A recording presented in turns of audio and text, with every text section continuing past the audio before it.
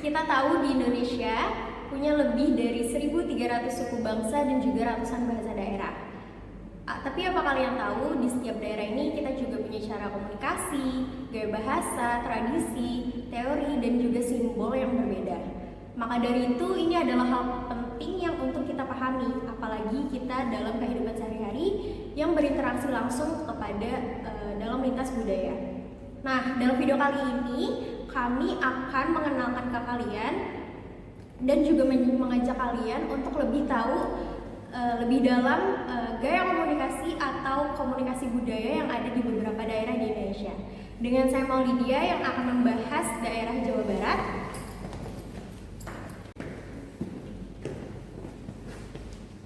Halo, nama saya Andita Yukinasi. Saya akan membahas dengan daerah Purworejo, Jawa Tengah.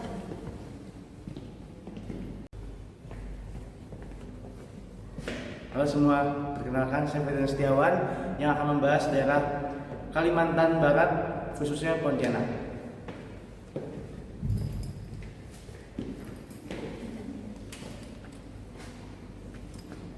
Halo semua, nama saya Samuel Octavianus. Saya akan membahas daerah Sulawesi Utara, khususnya Manado.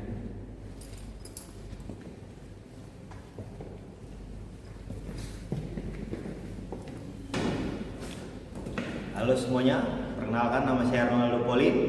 Saya akan membahas daerah Sumatera Utara, khususnya suku Batak.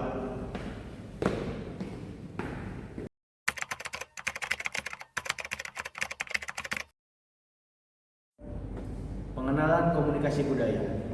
Jadi komunikasi budaya ini atau biasa kita sebut atau lebih tepatnya disebut juga komunikasi antar budaya adalah pertukaran pesan antara individu ataupun kelompok yang memiliki latar belakang yang berbeda-beda, tapi dengan tujuan untuk membangun serta juga untuk saling memahami, saling mengerti, dan juga bertoleransi di antara berbagai macam budaya yang ada. Pengertian komunikasi budaya ini juga melibatkan pertukaran informasi ataupun ide ataupun gagasan antara satu orang lain dan juga orang lainnya, serta mencakup segala aspek komunikasi serta norma yang memiliki manfaat untuk keyakinan serta memiliki praktik-praktik yang berbeda.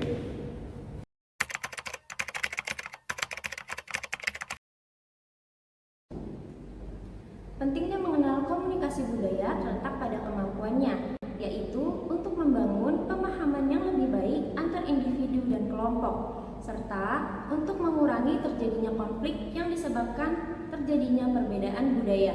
Dengan memahami komunikasi budaya, seseorang dapat beradaptasi dengan norma dan nilai-nilai yang berbeda, meningkatkan kerjasama, serta memperluas wawasan.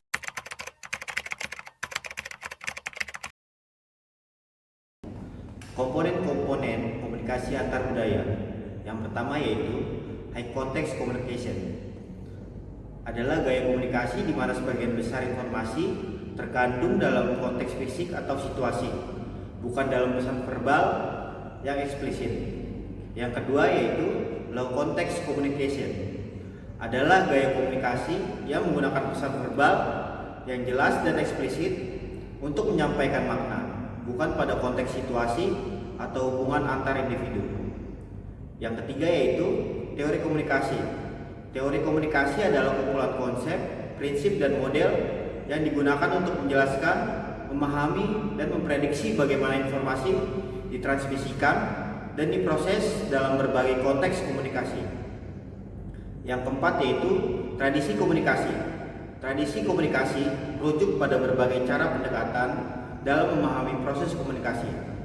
Ada 7 tradisi utama dalam komunikasi, yaitu retorika, semiotika, fenomenologi, sibernetika, sosiopologi, sosial kultural, dan kritis.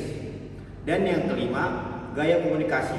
Gaya komunikasi yaitu agresif, apatis, dan asertif.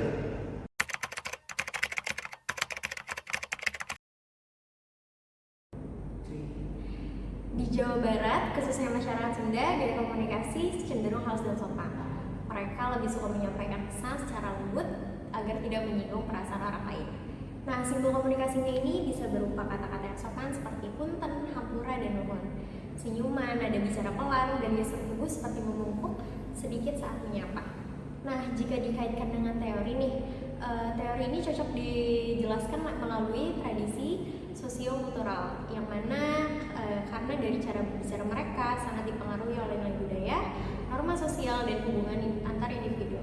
Salah satu contoh tradisinya itu adalah munggahan, yaitu adalah tradisi yang dilakukan menjelang bulan puasa Ramadan, yang biasanya itu kita berkumpul bersama keluarga atau kerabat, berziarah makam, dan juga mengadakan kegiatan keagamaan. Lalu kalau dilihat dari konteks komunikasinya, masyarakat Jawa Barat ini termasuk dalam high context culture, di mana pesan yang disampaikan secara halus, sopan, dan juga tersirat. Nah, makna ini sering tersembunyi di balik kata-kata lembut, nada suara, dan gestur yang ini dilakukan untuk menghindari konflik dan menjaga kehormatan serta perasaan orang lain.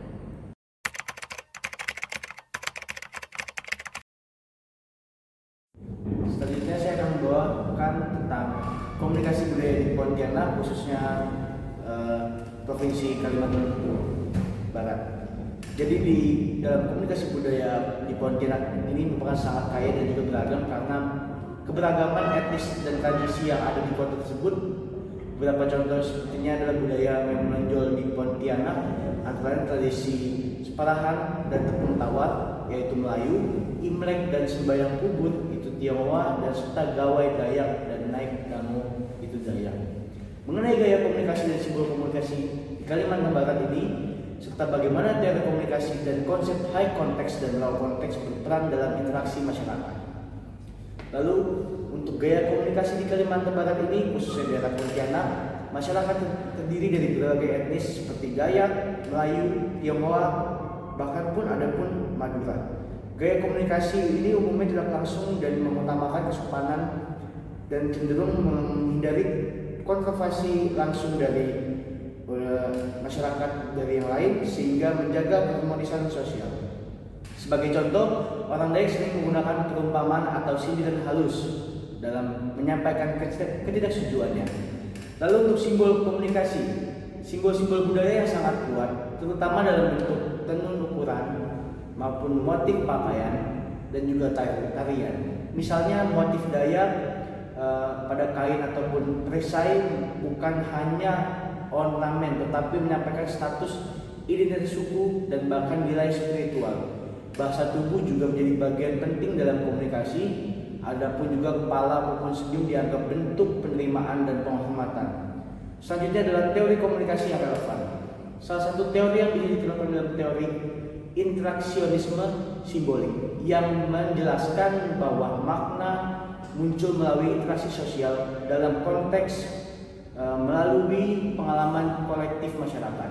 Selain itu, teori konteks budaya Edward T. Hall juga penting karena masyarakat Kalimantan Barat termasuk dalam konteks budaya yang tinggi.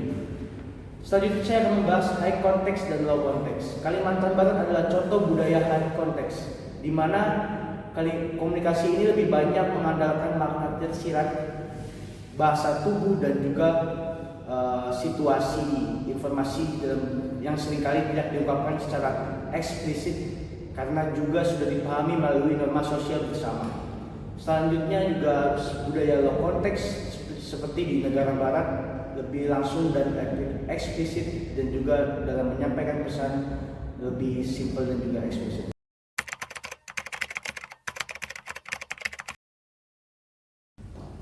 Selanjutnya saya akan membahas komunikasi di Jawa Tengah. Seperti yang sudah dijelaskan sebelumnya, yaitu daerah Jawa Barat kurang lebihnya sama di daerah Jawa Tengah, khususnya masyarakat Purworejo.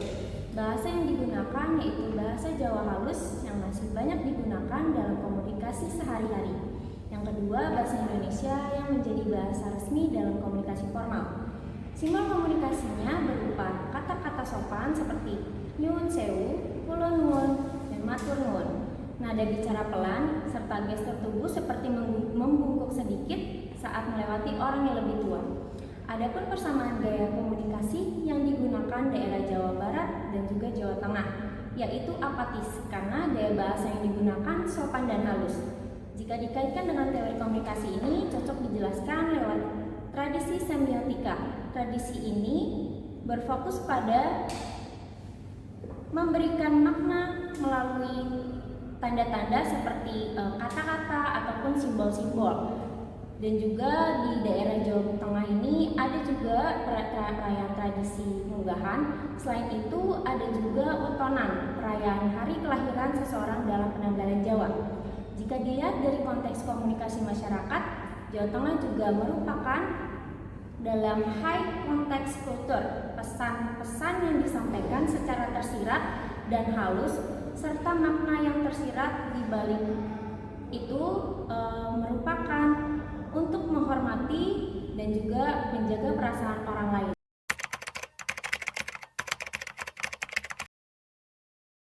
Ya, untuk daerah Sumatera Utara, khususnya suku Batak Toba, cara komunikasi dengan bahasa mereka sehari-hari yaitu dengan bahasa yang lugas dan dengan nada yang tinggi dan suara yang keras. Gaya bahasa yang mereka pilih yaitu mereka biasa berbahasa agresif.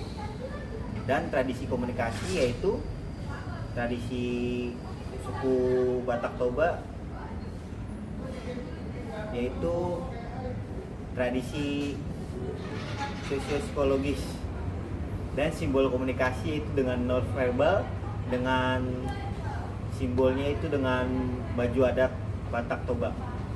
Dan konteks komunikasi suku Batak Toba itu dengan memilih low konteks karena bahasa yang lugas dan nada yang tinggi.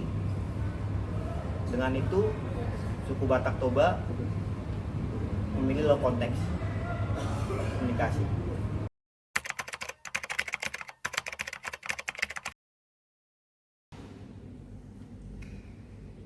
Selanjutnya gaya komunikasi dari Sulawesi Utara yaitu Manado.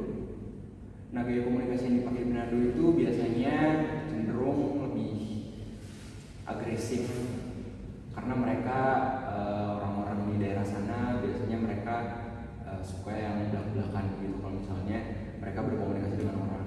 Lalu tradisi yang sangat cocok biasanya dipakai untuk gaya komunikasi di daerah ini itu sosiopsikologis. Dan juga mereka kalau berkomunikasi itu termasuk dalam konteks komunikasi yaitu low context communication, yang dimana mereka secara verbal, secara langsung menyampaikan isi hati mereka atau apa yang akan mereka omongkan.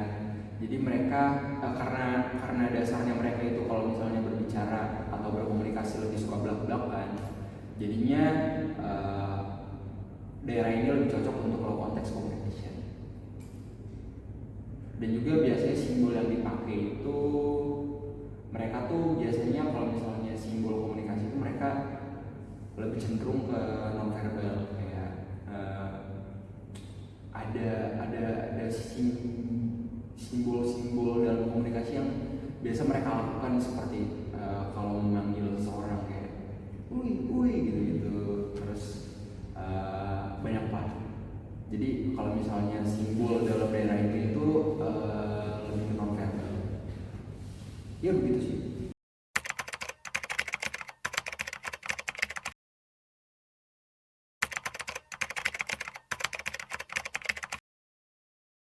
Kesimpulan yang dapat kita ambil dari materi kita pada hari ini itu adalah komunikasi budaya itu sangat penting untuk dilestarikan karena komunikasi budaya itu termasuk dalam salah satu kekayaan negara kita ya. Di era modern saat ini budaya-budaya luar sangat gampang masuk ke negara kita. Oleh karena itu ada dampak yang sangat baik jika kita bisa melestarikan budaya kita sendiri, yaitu komunikasi budaya kami masing-masing.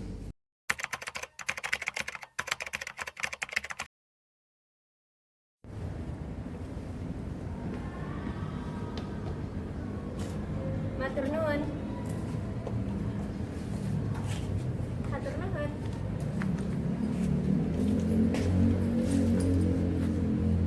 kasih.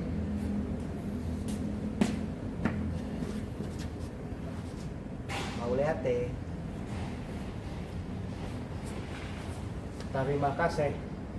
Terima kasih atas perhatiannya. Mohon maaf bila ada kesalahan satu kata dua kata. Sekali lagi terima kasih. Terima kasih. Terima kasih.